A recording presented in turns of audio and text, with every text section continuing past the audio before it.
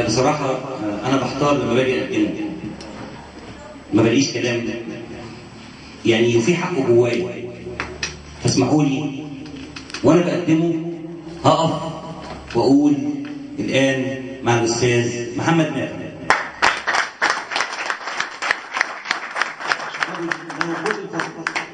رجل خلوق وأنا أحترمه وأقدره. أشكرك.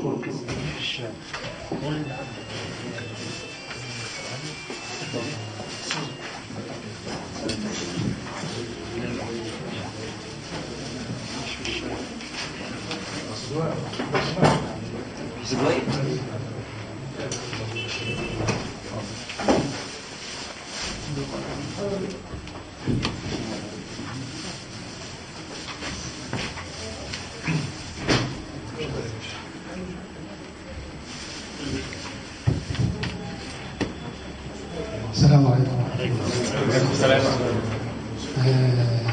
مش عارف اشكر ازاي الواد الشقي حبيبي واخويا اللي بيخليني كل مره اشوف وجوه جميله واتعرف بقناه عاليه، ومش عارف انا ما بتلاقيش قدامكم بصراحه، لان اللي موجودين في القاعه مش عارف اقول عليهم ايه، ما شفتش قناه زيهم ولا سمعت كلام زي اللي سمعته ده.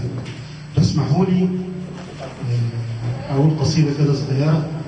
أنا عاوز أقول حاجة، اللي بيقدمه إسهاب نافع للإبداع وللفن أهم بكتير جدا من اللي بيكتبوا الشعراء.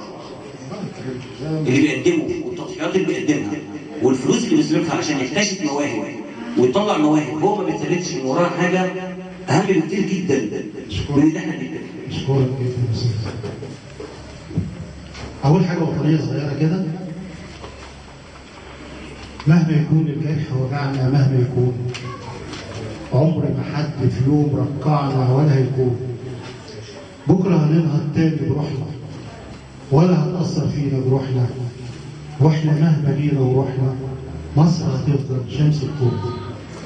تاريخنا مالي قدامنا، حضارتنا ورانا وقدامنا، وعشان كده بان مستقبلنا. مش هنقول للعمر استنى، بكره هنسبق مهما يكون، ومصر هتفضل شمس الكون. طول ما الدم